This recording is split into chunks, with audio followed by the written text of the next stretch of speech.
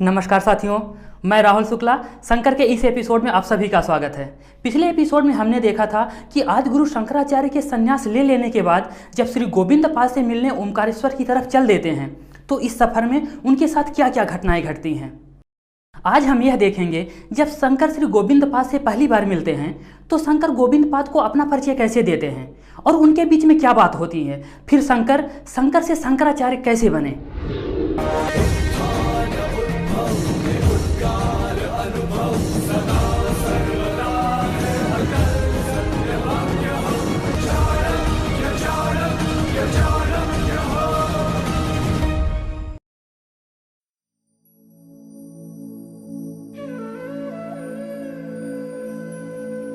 कहते हैं कि जब बालक शंकर गुरु की खोज में नर्मदा नदी के किनारे श्री गोविंद पाद के आश्रम में पहुंचते हैं, जहां गोविंद पाद आश्रम के पास एक गुफा के अंदर साधना में बैठे हुए थे, जो अपनी विद्वता, योग बल और ब्रह्म ज्ञान के लिए प्रसिद्ध थे।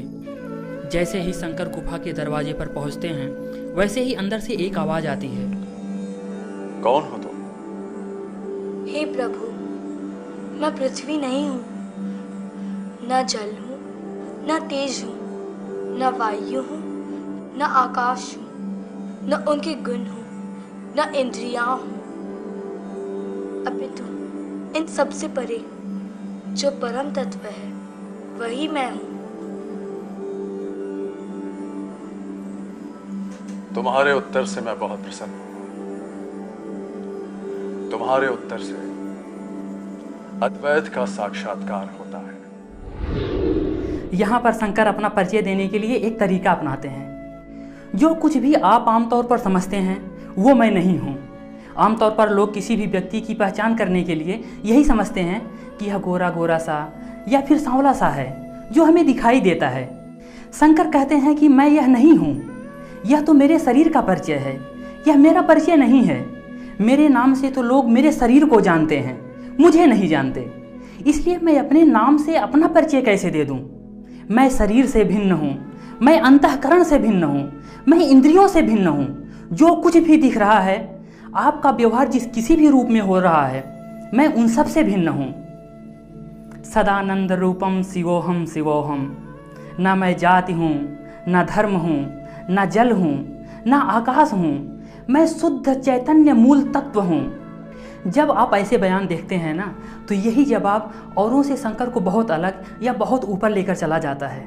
वह कहते हैं कि जो हमारा मूल स्वरूप है, हमारा ही नहीं बल्कि सबका जो मूल स्वरूप है, या इस सृष्टि के कण कण का जो मूल स्वरूप है, वही एक सत्ता है जो मैं हूँ।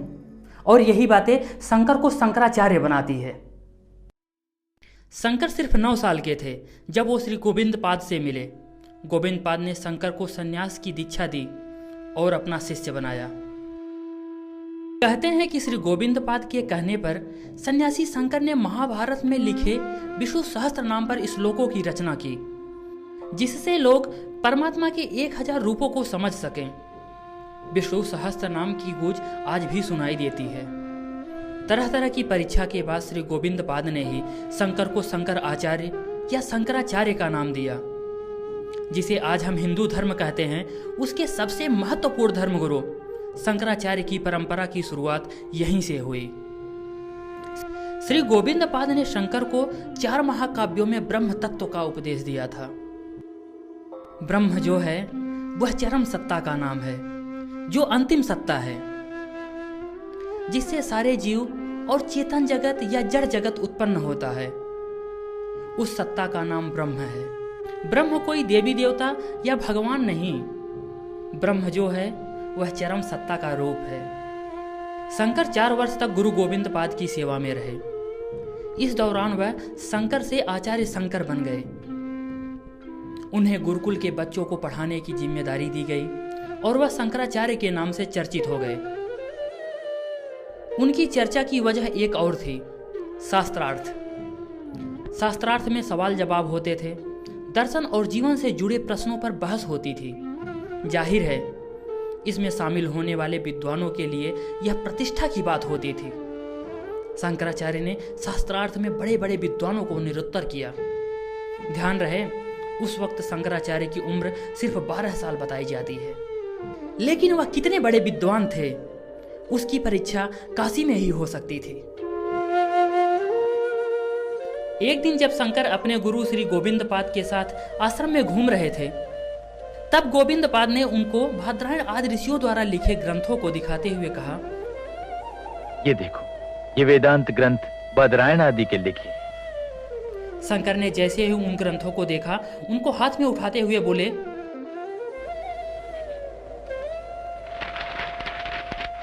भगवान, ये सब तो नष्ट हो रहे हैं। सत्य है, इनकी रक्षा करने के लिए कोई तैयार नहीं। मैं अपनी पूरी शक्ति से इन्हें बचाने की कोशिश कर रहा हूं, फिर भी ये नष्ट हो रहे हैं। यही वो वैदिक धर्म है जो उपनिषदों का आधार बना, किंतु ये आज लड़खड़ा रहा है। यदि आपकी आज्ञा हो तो क्या मैं इनमें सुधार करूं? मुझे बड़ी तसल्ली होगी। शायद महर्षि की यही इच्छा है कि तुम्हारे हाथों इन्हें उबारा जाए।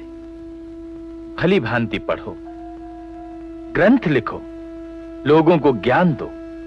जो ना समझ सको उसे पूछ लो। मैं समझाने का पूरा प्रयास करूंगा।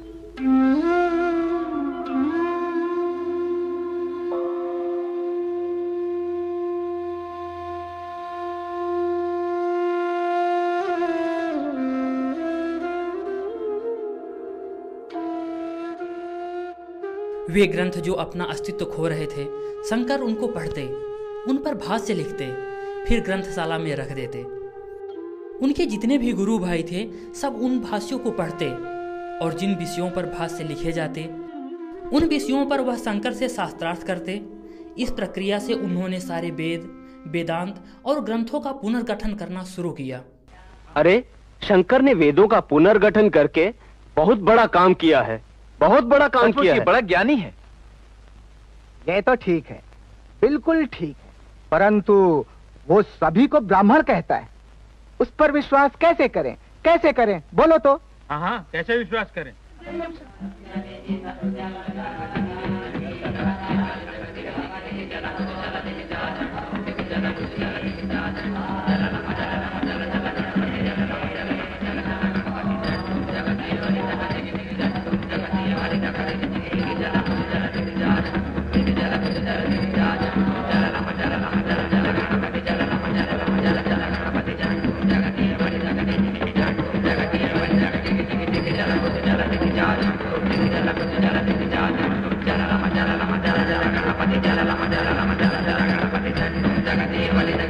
वो सबको ब्राह्मण कहता है क्या? ये कैसे हो गया?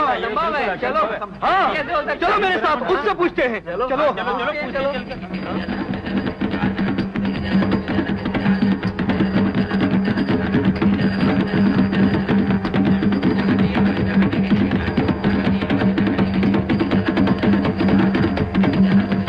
सर्वं ब्रह्मेत्याह, सर्वं ब्रह्मेत्याह, कथमिदं विश्वस्तम आश्रम में जितने भी सन्यासी आचार्य शंकर के साथ रहते थे, वह सभी शंकर के पास जाने लगते हैं। और इस बार शास्त्रार्थ इस बात पर होना था कि सभी ब्राह्मण कैसे हो सकते हैं। जब सभी सन्यासी शंकर के पास पहुंचते हैं तो वह लोग शंकर से पूछने लगे कि सभी ब्राह्मण कैसे हो सकते हैं, तुम सबको ब्राह्मण कैसे कह सकते हो?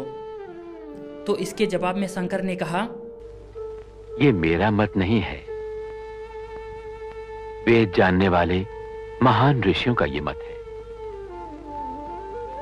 ये मेरा मत नहीं है, वेदों को जानने वाले महर्षियों का मत है। धर्म पालन करने और संन्यास लेने के लिए जब मैं घर से निकला तो मैंने अपनी माता से पूछा था कि मेरा गोत्र कौन सा है। माँ, माँ, माँ, माँ, माँ। किम गोत्र? मेरा गोत्र कौन सा है माँ? अम्बा। किम गोत्रो हमस्मि। ब्रह्म। संन्यास लेने के लिए मैं जाना चाहता हूँ। माँ, मेरा गोत्र कौन सा है?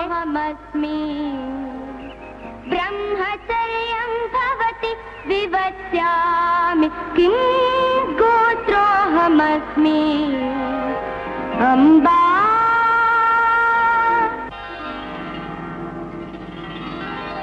बह्वः चरन्ति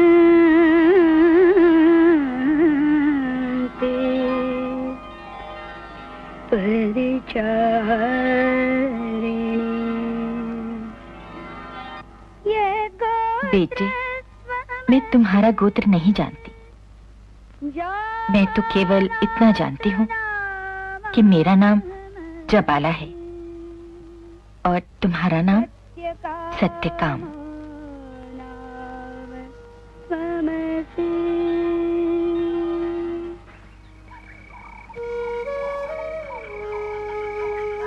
हे पूज्यवर, मैं अपना गोत्र नहीं जानता। माँ से पूछने पर उसने मुझसे कहा वो मेरा गोत्र नहीं जानती। उसका नाम जबाला है, मेरा नाम सत्यकाम है, इसीलिए मैं सत्यकाम जबाला हूँ।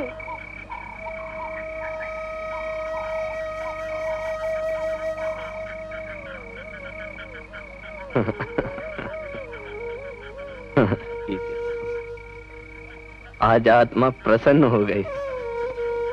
ऐसे सत्य वचन केवल ब्राह्मण ही बोल सकता है। समानता और सच्चाई उसका धर्म नहीं हो सकती जो ब्राह्मण ना हो। सब ईश्वर की कृपा है। ज्ञानियों के लिए सत्य निष्ठा ही पवित्र जीवन का आदर्श है। क्षमा कर दीजिए हमें, क्षमा कर दीजिए, क्षमा कर दीजिए। साथियों, आज के लिए बस इतना ही। मिलते हैं अगले एपिसोड में। अगले एपिसोड में हम यह समझेंगे तत्वमसि अर्थात तुम कौन हो, जो हमें उपनिषदों में मिलता है, जिसके बारे में श्री गोविंद पाद ने शंकर को उपदेश दिया। हम उसके बारे में जानेंगे। तब तक के लिए नमस्कार। वंदे मातरम।